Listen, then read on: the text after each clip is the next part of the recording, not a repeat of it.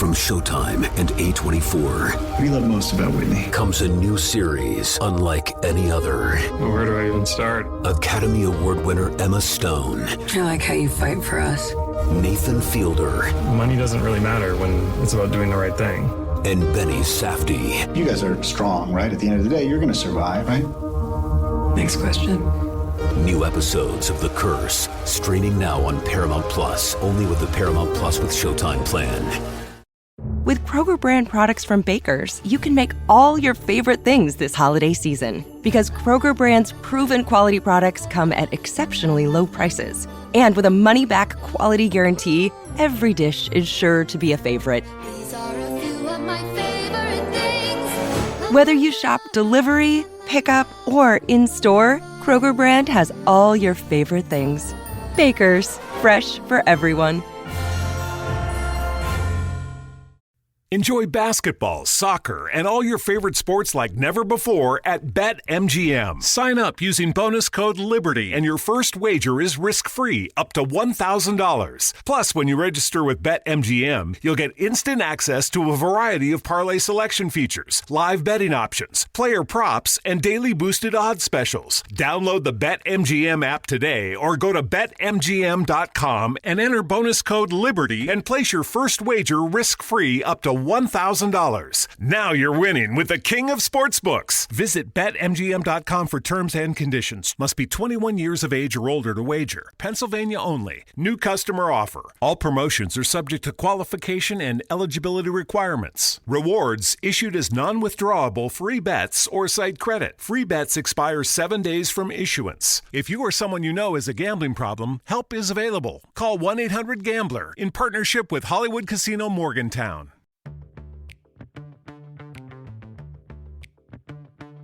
Hey, it's Christine from Storyworthy. Today on the show, director and cinematographer Barry Sonnenfeld talks about his failed suicide attempt. I've always had a tremendous fear of flying. Suddenly, 107 masts drop from the ceiling, hanging, swinging, and my mother is sucking oxygen, and my father and I are pretending we don't know her. So I started out with a very bad first experience on an airplane. Today on the show, director Barry Sonnenfeld talks about his failed suicide attempt and his new book, Barry Sonnenfeld, Call Your Mother. Stay close. Hi, I'm Barry Sonnenfeld, and you're listening to Storyworthy, which is a fantastic show.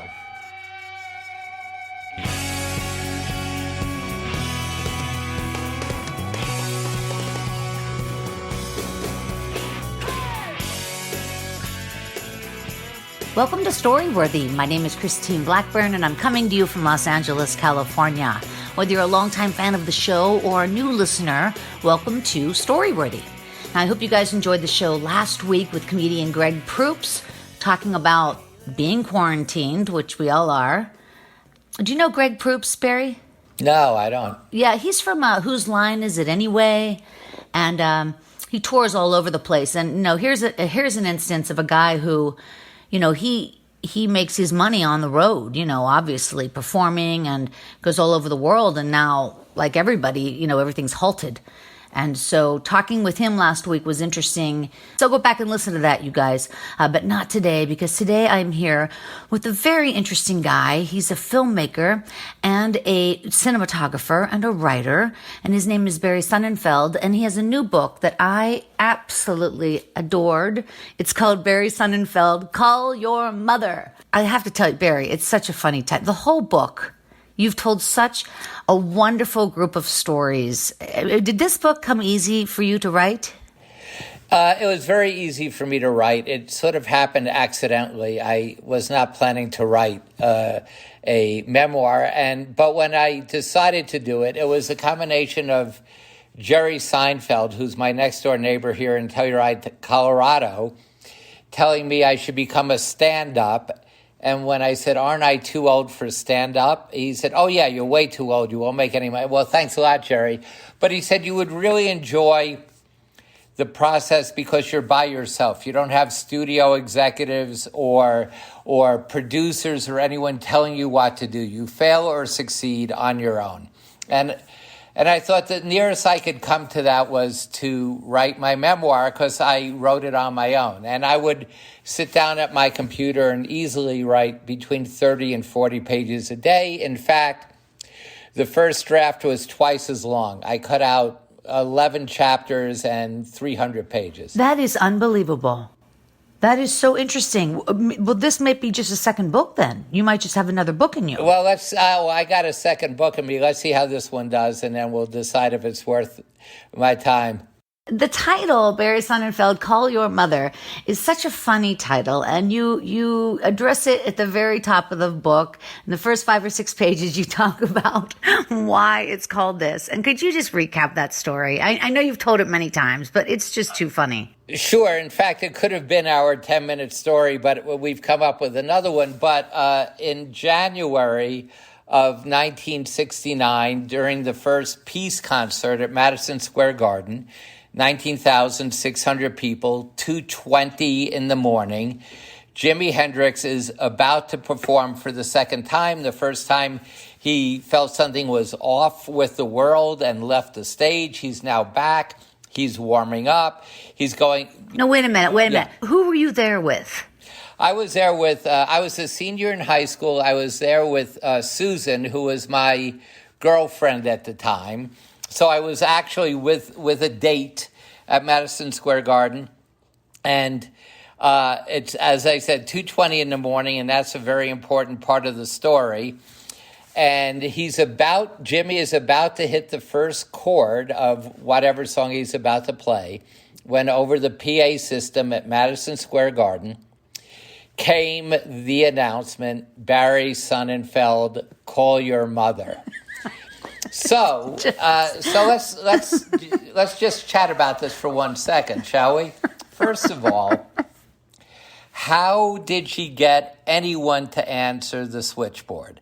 How did she convince them that it was so important that she find her son, Jewish-only child, that they had to page him while Jimi Hendrix was about to go on? And earlier in the evening, there had been, Peter, Paul, and Mary and all these other groups. So by me standing up, several things happened. First of all, I'm announcing to the garden that I am Barry Sonnenfeld, right? So what starts in the blue seats, which are the cheap upper deck seats, but eventually cascade to the red and the orange seats down below, is Barry. Because the garden can chant unlike any other organization. So now we've got thousands of people chanting my name. I don't think it's reached Jimi Hendrix yet. So they're chanting my name. I am weeping uncontrollably because I assume my father is dead, because why else would I be paged at Madison Square Garden, right? That's exactly what I thought. In other words, there must be an emergency for you to get paged in the middle of the night like this. Death in the family. And since it's not my mother, since she was paging me, it could only mean that my father was dead, which means that I was going to spend the rest of my life as a skinny virgin living with my mother, right? So, by the way, we're decades before payphones, before, cell phones or anything. So there's no texting. So I find a dime, I go to the payphone, I'm weeping uncontrollably. I call my mother. I go, who died? And she said, what are you talking about? I said, who died? She said, I thought you died. I said, what are you talking about? She said, you said you'd be home at 2. It's 2:20. So I said, didn't they tell you the concert was still going on? And she said, well, yes, but they couldn't confirm you were there. So I assumed you were dead. So anyway, that's the true story and and why the book is called Barry Sonnenfeld, Call Your Mother. And the photo on the front of the book, are you about 17 there, or maybe 16? No, I'm about 19, believe it or not, and it's a self-portrait taken with a Leica with a 21 millimeter lens. I wanted to be a photographer. And that's the first self-portrait I took. Now, but you were actually, you majored in political science. So you weren't even thinking about filmmaking. Oh, God, I had no interest in film, let alone filmmaking. I was not a film buff. Hey, is that signed by Neil Young behind you? Yeah, it is. It is. Isn't that cool? Oh, wow. I'm very impressed. Yeah. Thank you very much. Yeah, he's my hero. And I had that signed. Yeah, pretty cool. I didn't meet him. It was my buddy Charlie Shannon met him, and he signed it for Charlie. And then my buddy passed away, but he knew that I was a fan, so I got that. Well, Neil lives in Telluride, Colorado, which is where I live. I haven't run into him yet, but I look forward to it. Yeah, no kidding. Now, you do live in Telluride, which is, really a remote place. I've been there for the film festival. Of course, it's just the most beautiful. It's almost like an angelic place with, one main street going down to see the beautiful face of the mountain. What's the mountain we're looking at there? I don't know, but it is a box canyon. I've lived here only for 30 years, so I wouldn't know the name of the mountain. Hey, get on that, would you?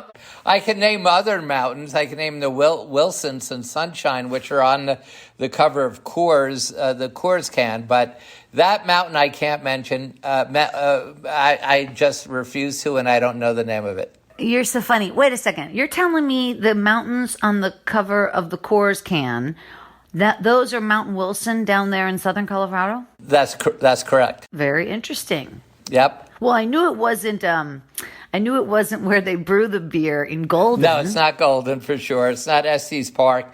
It's Mount Wilson and the Sunshines, which are right out my window. But I can't mention. By the way, Telluride is a great place to be in the time of COVID-19 because it's very easy to isolate. I tell all my friends that my wife is doing self-isolation and I'm doing self-loathing. Hey man, you're in a beautiful spot. But they did close down the ski, the ski mountain, didn't they? All of the resorts. That's right. Yeah. And that's got to really be hurting the economy, obviously. Well, all the restaurants are closed. The only thing that's open are the essential stores, which in Telluride is the supermarket, the liquor store, and the pot store. They're allowed to be open. Those are the three essentials. Not the bait and tackle store? No? No. Everyone went through the worms pretty quickly, and there's none left. Yeah. Listen, it's such a beautiful place. I'm so happy that you get to live there and see that beautiful light every day and breathe that fresh air. Is there any concern, though, that if the COVID-19 virus does come through town, you guys got to split because there's no ventilators there, are there? No, there's no ventilators. There's no hospital. There's no airport. What's interesting is the county that Telluride is in, which is called San Miguel County, has become the first county in America where all 8,000 residents have been tested for COVID.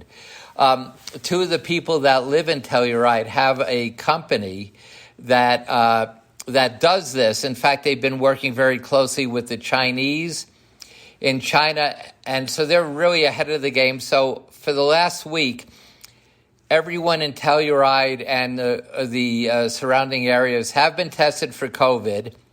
We're going to get 19. We'll get the results next week. And then 2 weeks later, we all get tested again. And we're really ahead of the game for figuring out what to do, who's got it, who has the antibodies but doesn't have the disease. It's pretty...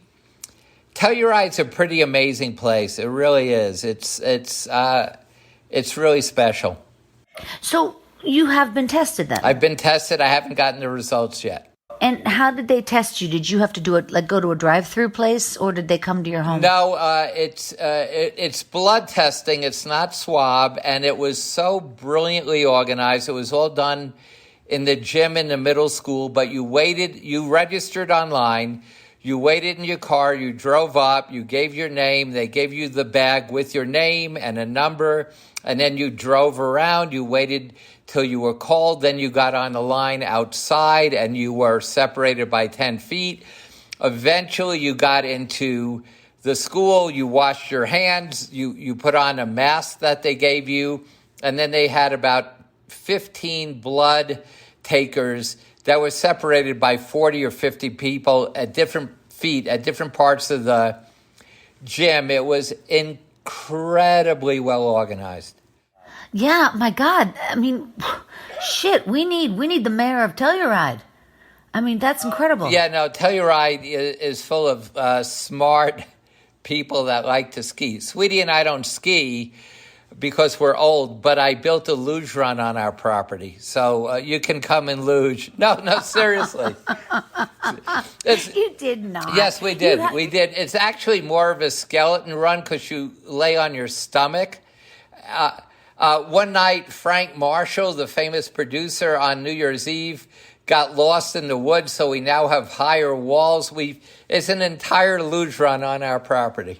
Listen, that is so true, though, that it seems like the brightest people move to the most beautiful places because they realize that life is short and you may as well be looking at something beautiful while we're in it.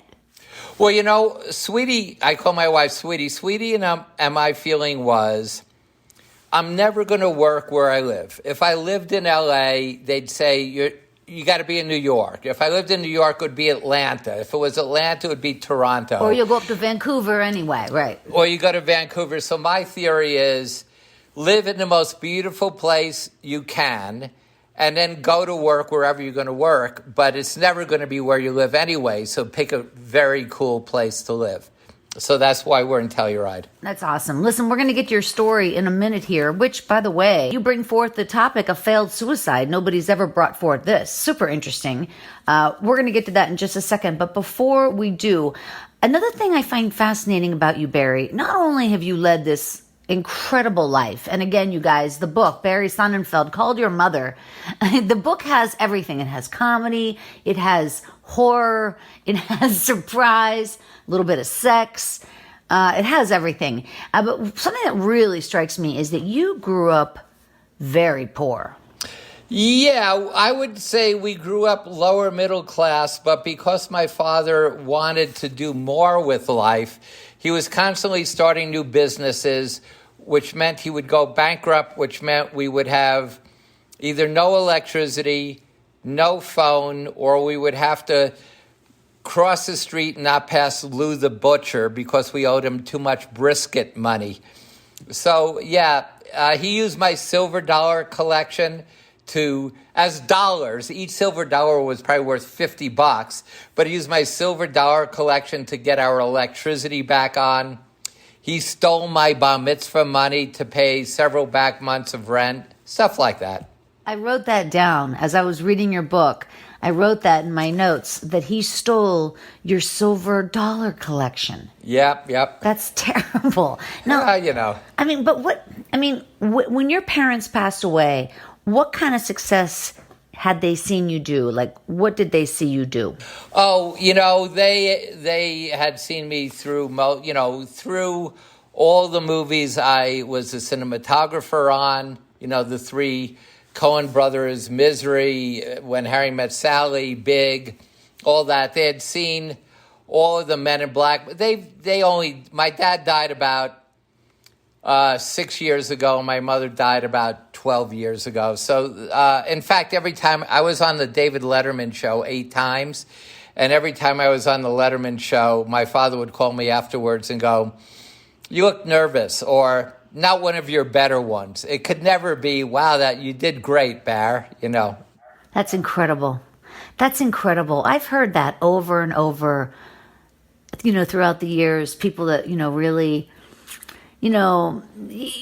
achieve a certain amount of success and their parents still won't give it up. Like, I don't know what that is. It's interesting, though. I don't know what that is. So it seems to me like, okay, I also kind of grew up in poverty, and being poor is a great motivator to get you moving, right. To do better.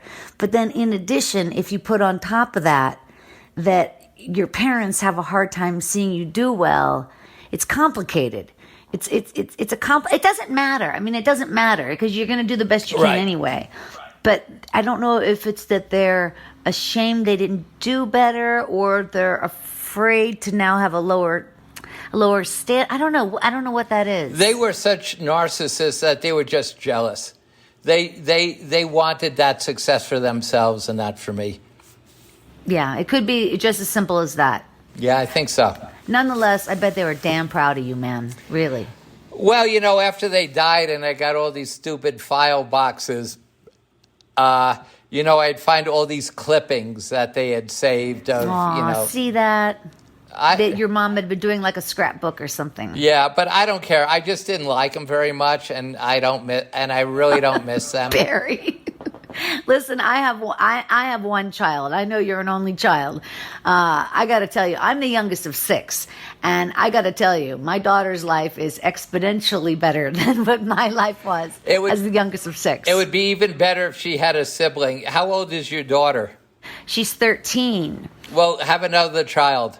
Yeah, that's not going to happen.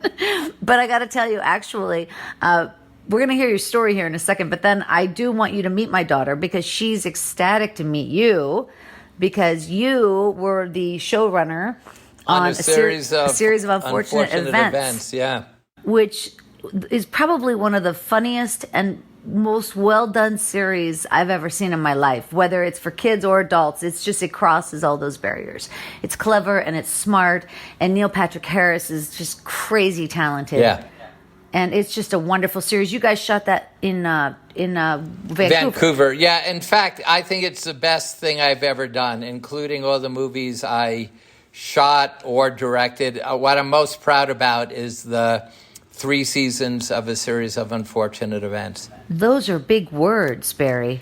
Well, I'll tell you why. See, it's those books, which I loved, and the show is very autobiographical for me because what the books and what the show posits is that... Oh, wait. I know what you're going to say. I think you're going to say something about is how the parents were all like, all the adults in a series of unfortunate events, all the adults are sort of scattered and they're not very smart. And the kids are smart. What I was going to say, which you just said, is that all children are capable and all adults, whether they mean well or villainous, are equally ineffectual. And that was my life. That was me growing up. So it was really totally autobiographical for me. That is really interesting. Really interesting.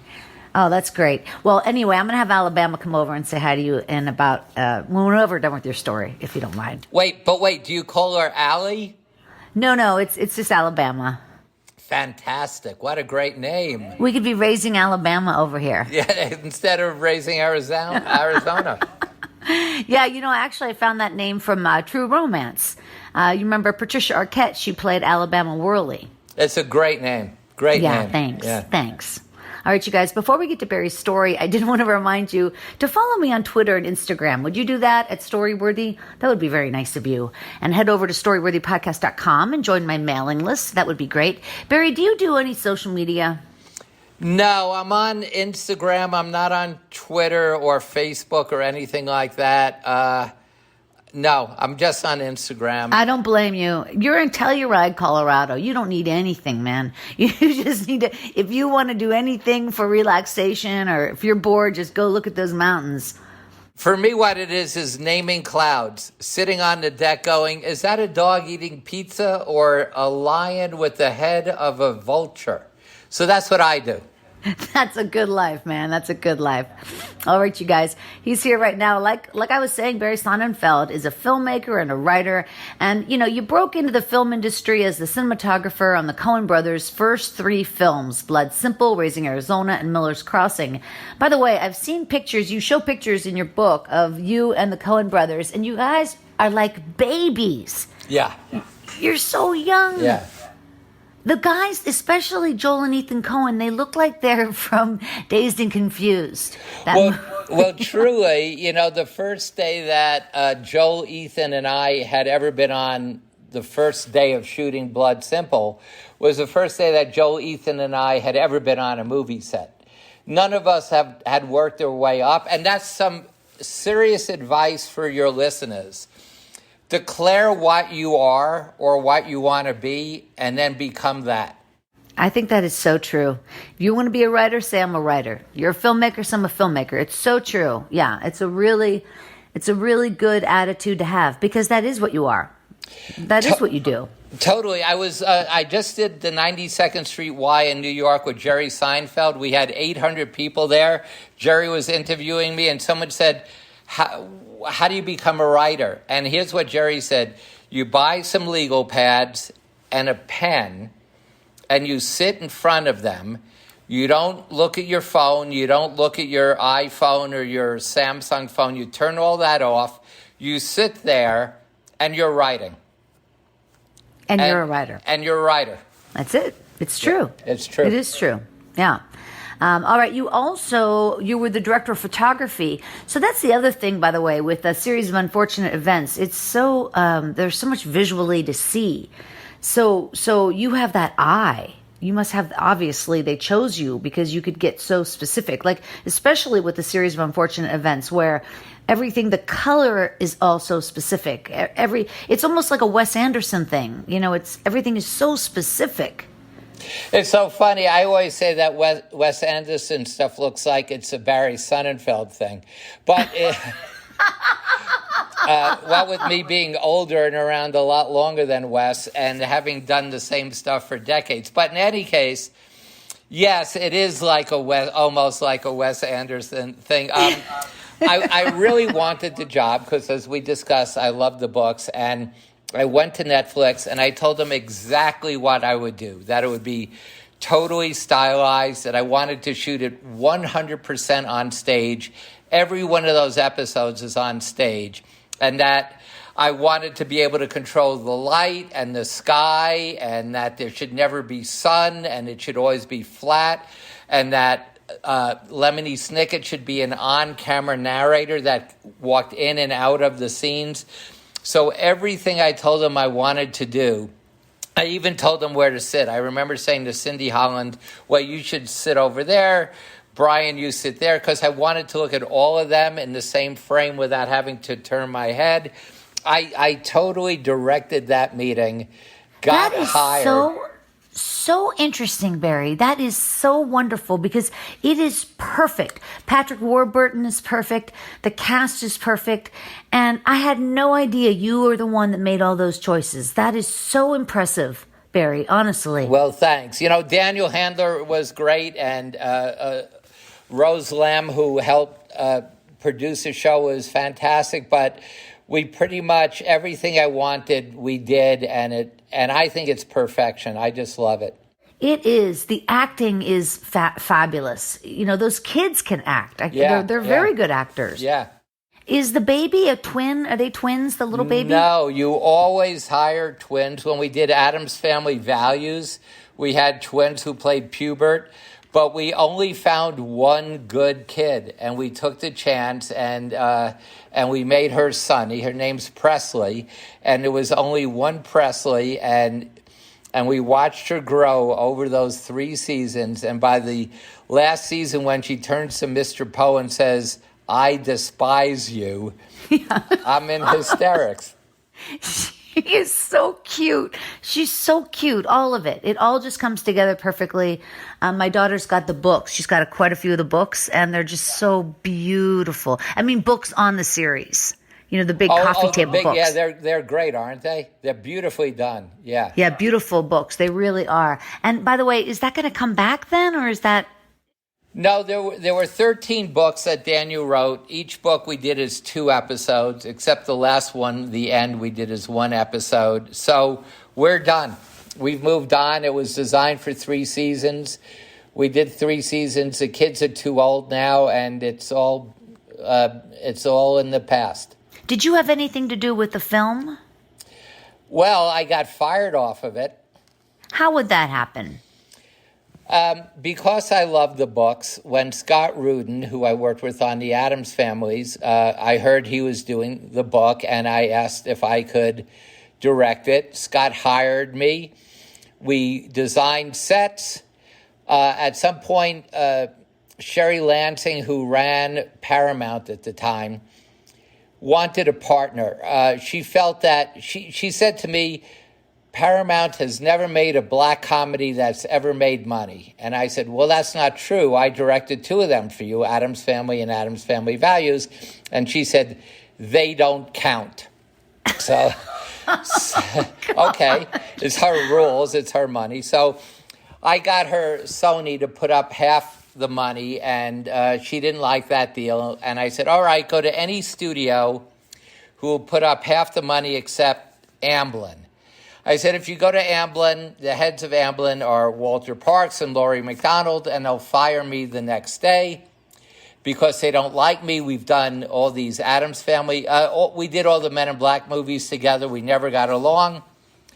And so she went to Amblin, and the next day I was fired by Walter and Laurie. So That is unbelievable. But in a way, I'm very lucky because I think that the movies would never have been as good as the streaming because we allowed 25 hours to do that. You know, movies are 90 minutes if they're good and 2 hours if they're bad. Hey, listen, I was thinking to myself, and then you just said you got fired. I was thinking to myself, I think about your success, and I think that you must be very easy to get along with because people keep wanting to work with you again and again. And then you just gave that example of not getting along with people.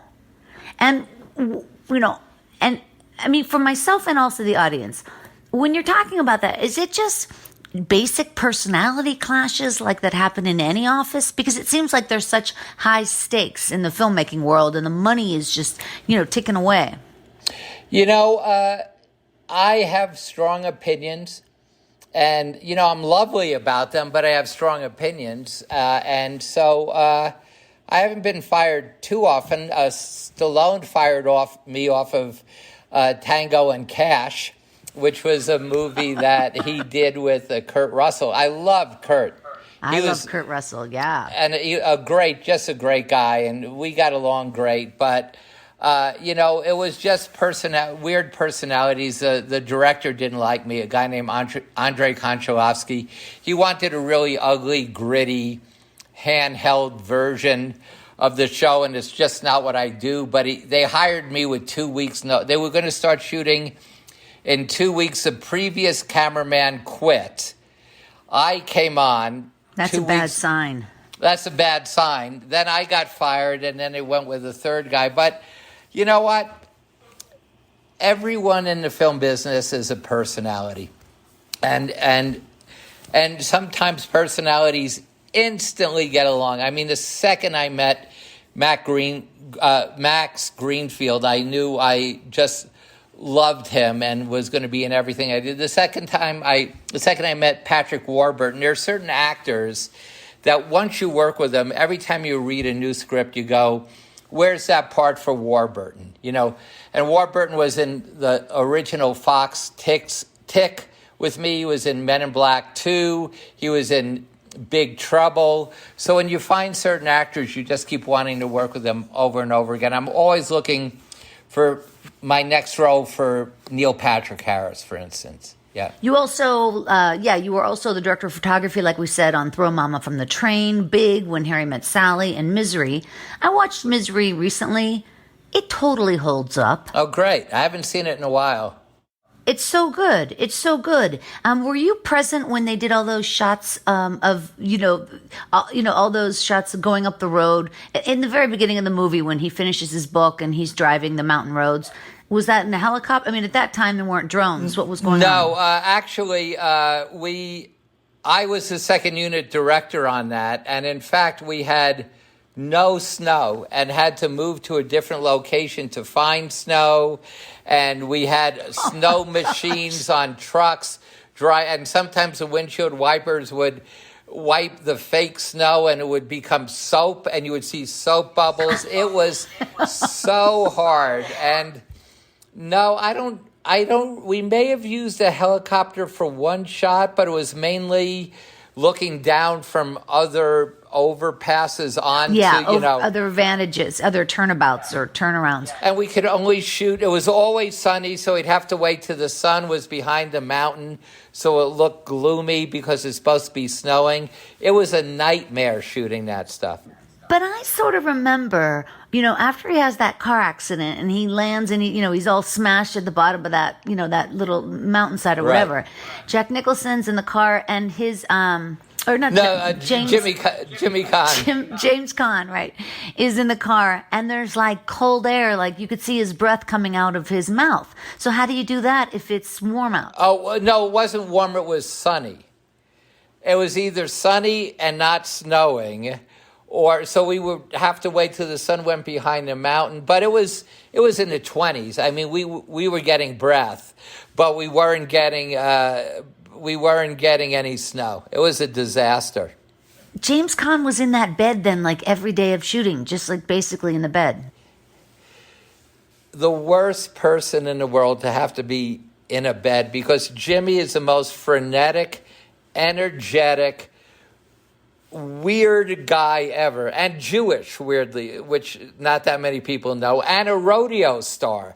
If you look at his back without a shirt on, he's got bones sticking out from all the wrong places, from, Broncos running him over. I remember one day, Rob and I had such disdain for Jimmy because he just couldn't lay still, and all he had to do was lay still. That there's one scene where he has to get out of bed and crawl, and we dolly back with him, and he has to crawl very slowly and painfully. Right, because she has left the house. That's She's right. left the house for an errand, and he has to quickly try to get out of there, find a phone or whatever. But, of course, the door is locked, so he's got to crawl, and Jimmy says to me and Rob, and really this is so mean, but Jimmy says, "How far do you want me to crawl?"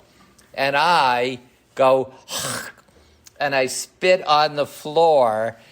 And Rob, God love him, instead of saying, "Barry, don't do that," Rob says, "Crawl to the loogie, Jimmy."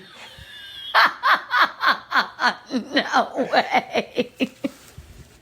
That's one of the funniest stories I ever heard. So that was misery. And on that film, you introduced Rob Reiner to his wife, I understand. That's right, Michelle Singer Reiner. Michelle is a friend of ours in New York, and I came out to L.A. to start Misery. We shot part of it in L.A. and then the rest in New York, and Michelle Pfeiffer was on the cover. Remember Premiere Magazine? Sure. She was on the cover of Premiere Magazine, and Rob said, what do you think, Barrett? Should I ask Michelle Pfeiffer out on a date? And I said, well, you can, but there's another Michelle in New York. You're going to meet her and marry her, so you might as well wait. And I introduced them in New York. Why did you know so well? Seriously, what was your inclination? Here's the thing. There's no downside in saying that. If it doesn't happen, they forget you ever said you're going to get married.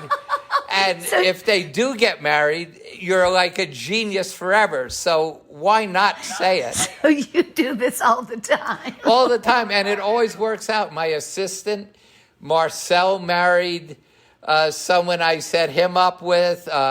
Another assistant, Mark Kelly, met someone that I introduced him to. So I seem to be a You're matchmaker. Hilarious. That is damn funny. That is damn funny. You made your directorial debut with the Addams Family, and then you went on to direct more Addams Family Values, right. The good and ones. Get Shorty. Oh yeah, no kidding.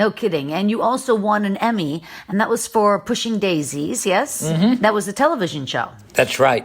Yeah, interesting. And then, like we said, most recently, you have been working on Netflix's A Series of Unfortunate Events. I wish that didn't have to go away, but I get it. They're all grown up. Yeah, they're gone. It's just like a perfect little boom. It's like a perfect little series. Just, and also I love that little character, the little girl who sings "I'm Carmen Margarita." Right? Yeah, Carmelita. Her name is what's her name? Lord. I'll think of her name, but she's a fantastic little actress. She can sing hilarious. and dance and tap dance. And she's fantastic, yeah. So anyway, let's hear your story, Barry. All right, you guys, wherever you are, put your hands together for Barry Sonnenfeld.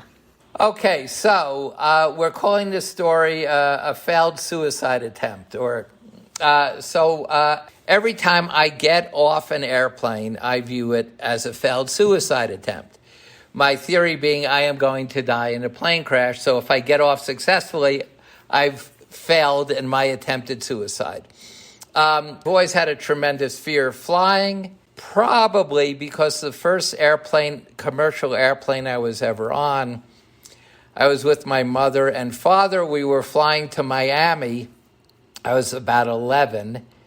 And we were supposed to fly on Eastern Airlines, but they were out of planes, so they leased a plane from Pan Americano, a Mexican airline that was not the Wings of Man corporate logo kind of thing. It was a very festive plane. We're flying. My mother had never been on a plane before. There's turbulence. She's always, threatened that she's going to die. So she takes out a nitroglycerin pill, which you take if you think you're going to have a heart attack, announces, I'm going to have a heart attack, and convinces the flight attendants on this bilingual airplane to then tell the bilingual pilots, if you don't drop the oxygen masks, she is going to die. So the pilots announce something, but you can never hear what any pilot is saying because it's always futzed, and they're bilingual, and suddenly 107 masks drop from the ceiling, hanging, swinging, and my mother is sucking oxygen, and my father and I are pretending we don't know her. So I started out with a very bad first experience on an airplane. Cut to February 99. So we're talking about 21 years ago. I have a deal with Sony Television that I have a certain amount of occupied hours on a private jet. So I am flying my family and another family from East Hampton, Long Island, where we lived, to Telluride, Colorado, to drop everyone off, although we land in Montrose because it's a safer airport. And then I am flying alone to Van Nuys Airport. That airport, by the way, is crazy in Telluride. I actually haven't flown in there, but I've heard about it. What happens? It's like on a steep... What happens? Well, the problem is it's the highest airport in North America.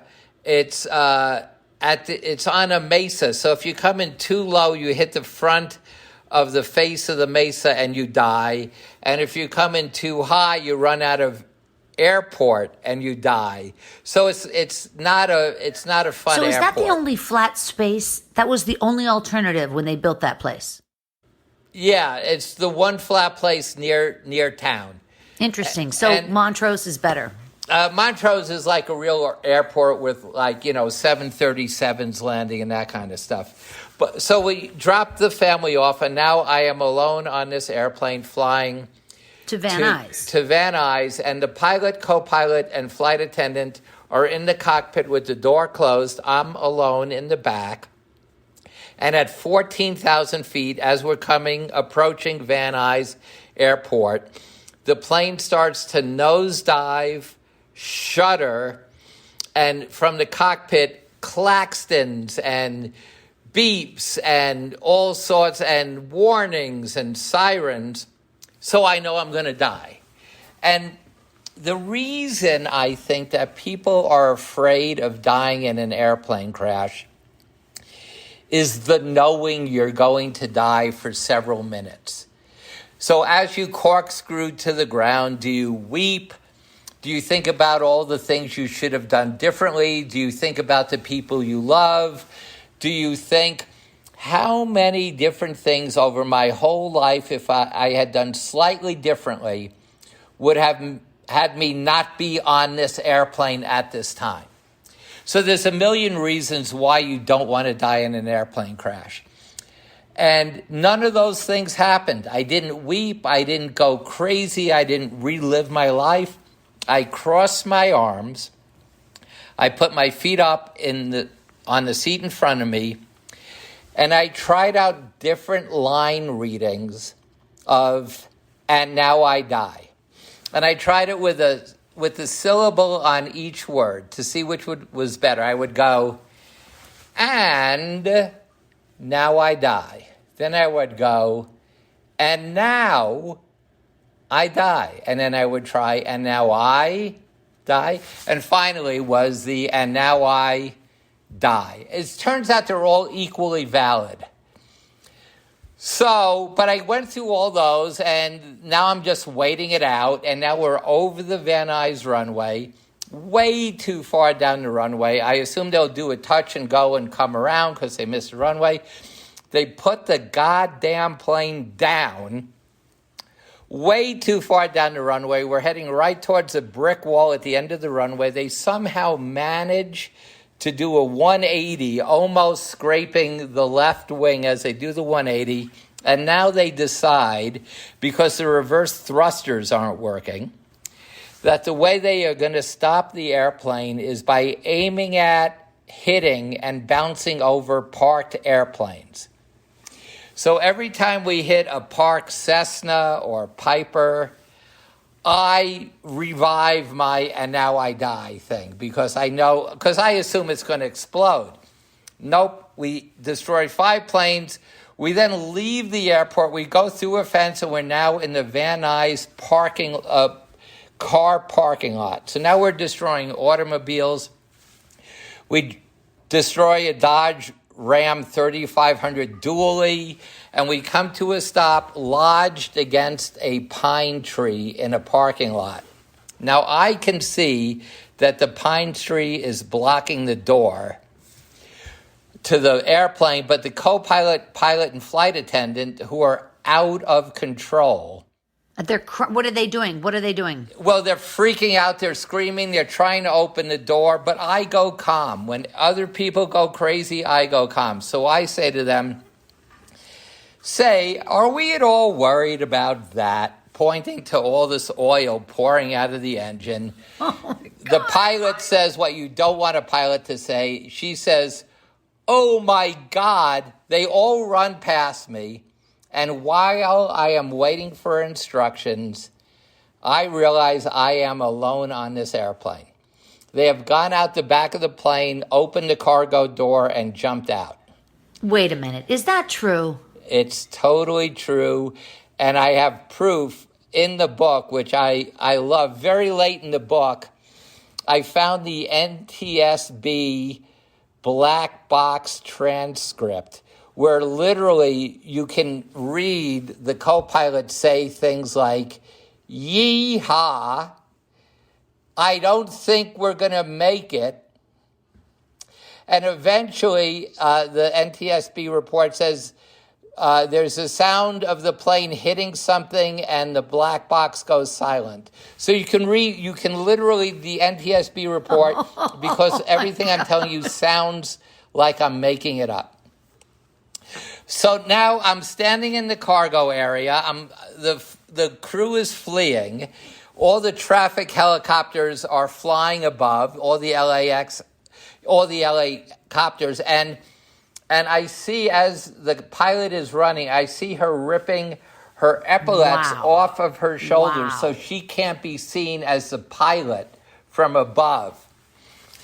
By the way, when I told the story on the Letterman show, during the commercial, he leaned over, mentioned her name, and said, "Was that who the pilot was?" And I said, "Yes." And he said, "Oh my God, she used to be my pilot." Wow, that's true story. Incredible. Holy cow. So now I'm standing there waiting for instructions. All these volunteer the Van Nuys fire department has come, surrounded the plane. They're screaming at me to jump off, but you're not being specific. I'm all about specificity. I want very specific information. So I say, "Who's going to catch me?" And they go, "It doesn't matter. Get off the plane." Also, bad information. Be specific. Just say, "Joe will catch you." But don't say "it doesn't matter." That doesn't help me. So you look around. You pick the guy with the biggest mustache, because every fireman has a mustache. And I said, you're catching me. He says, "I don't give a flying F. Just get off this plane." See, the problem is my fear of flying is equal to my fear of heights. So there's that issue. So I said, "All right, you're catching me." And it turns out all I had to do was wrap my arms around him like he had just proposed to me. And I sort of swung into him, and we both landed, on our feet. And then we all ran away from the plane because we thought it would explode. It didn't. And then later that night, the end of the story is later that night, I got back to where I was staying, which was Hotel Bel Air, and there was a large bouquet of flowers from the company that almost killed me, Transexec, and the note said, "We apologize for your recent tragedy." So I'm wondering, maybe I did die, and maybe I did commit suicide, and I've just shifted to a parallel universe where I didn't die in that plane crash, and that guy knew something I didn't know. Yeah, and heaven is the Bel Air Hotel. That could be. You don't know. You know, it could be. I'm in favor of that. Now listen, so I used to be a flight attendant, but it was for an airline. So it wasn't like those little execu jets, because you're on a little tiny corporate jet. So They weren't deploying a slide. There was no slide that went out. Because it was just it's really only about 8 feet off the ground, right? Well, to you, it's 8 feet. To me, it's like an eternity. You were truly the only passenger on the plane? Yes, because I had dropped my family off in Montrose, yeah. So the two pilots and the flight attendant just flew right by, they went past you.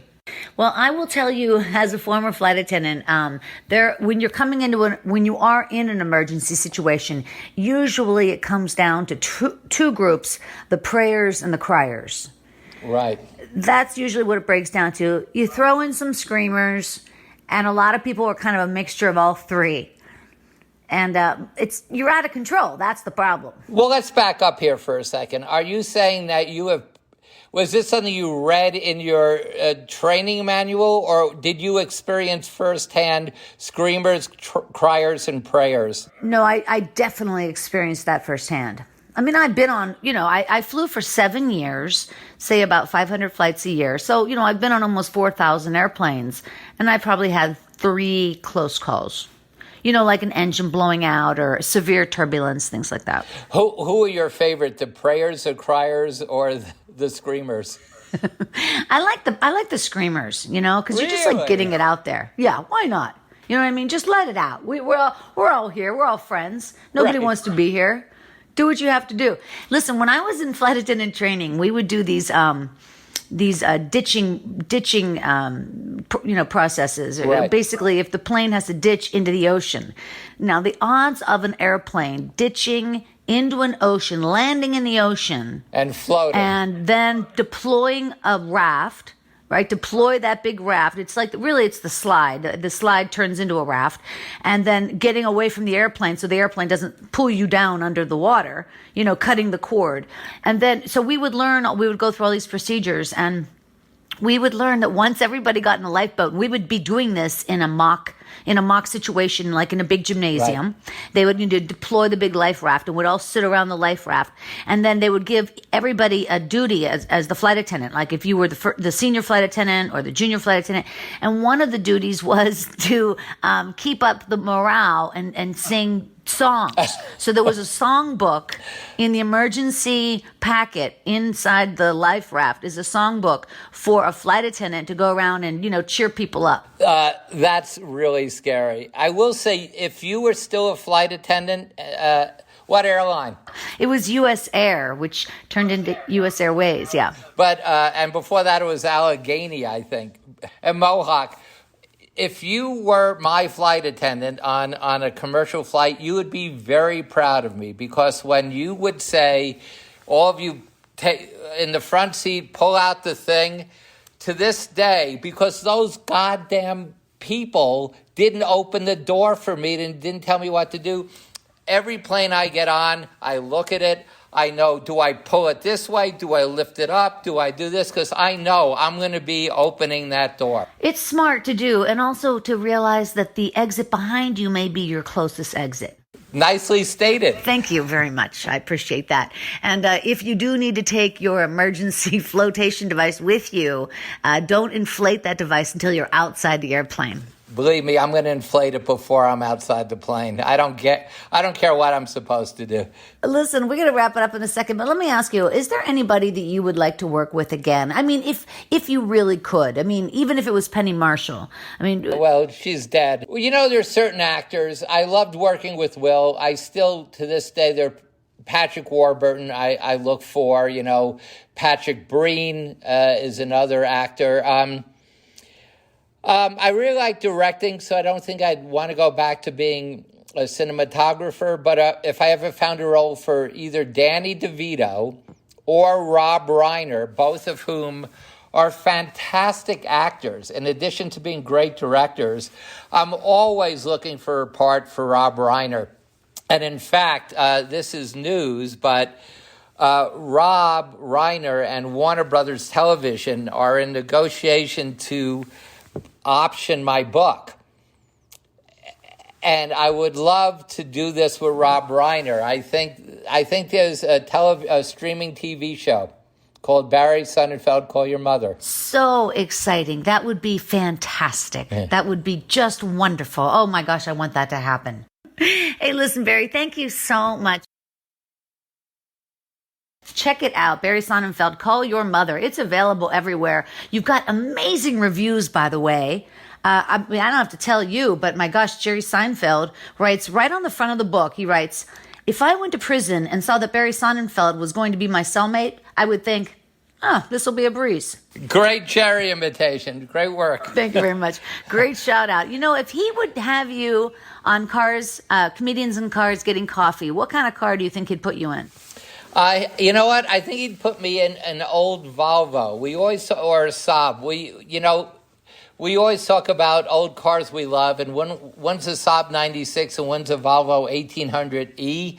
I own both of them, and it might be one of those. Or he would find something really difficult to drive for me, I think. Yeah. I love that show. I love it's a great show. The cars he chooses for people are so funny. Everything's right. always spot on for that person. Yeah. It's super smart. Anyway, you guys, again, thank you so much for tuning in today and listening to Storyworthy. Again, head over to storyworthypodcast.com and join my mailing list. That would be fabulous. And one more time, on behalf of the very talented Barry Sonnenfeld, thank you so much, sir. What a pleasure. Thanks so much. My name is Christine Blackburn, saying, make it a Storyworthy week.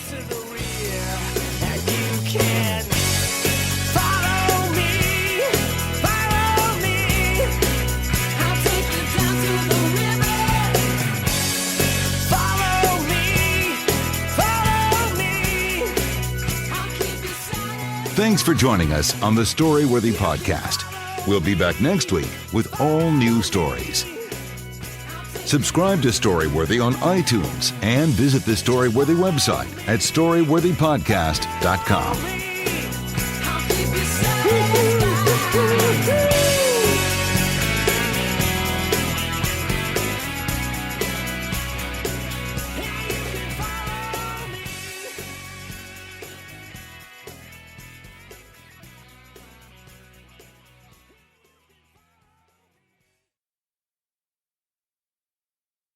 Have you ever lifted a piece of furniture and found the carpet underneath looks brand new, while the rest of it looks, well, not brand new? That's when you realize you need new carpeting. At the Home Depot, we have a wide selection of all the top brands. Best of all, we'll install it for you. And even better than best of all, we install it free. So all you need to do is choose from our hundreds of styles and colors. Start your installation today at the Home Depot. How doers get more done. Minimum purchase of $4.99. Exclusions apply. U.S. only. See store for details. Switching and saving with Geico is easy, so you're free to ponder life's big questions. Like if a person can get discombobulated, does that mean the rest of the time they're just combobulated? Are we humans always in a state of combobulation? Until, of course, something dramatic happens and we are discombobulated for a while. Then we go back to being combobulated. Yeah, that's probably how that works. Switch and save with Geico. It's easier than you think. With Kroger brand products from Baker's, you can make all your favorite things this holiday season. Because Kroger brand's proven quality products come at exceptionally low prices. And with a money-back quality guarantee, every dish is sure to be a favorite. These are a few of my favorite things. Whether you shop delivery, pickup, or in-store, Kroger brand has all your favorite things. Baker's, fresh for everyone.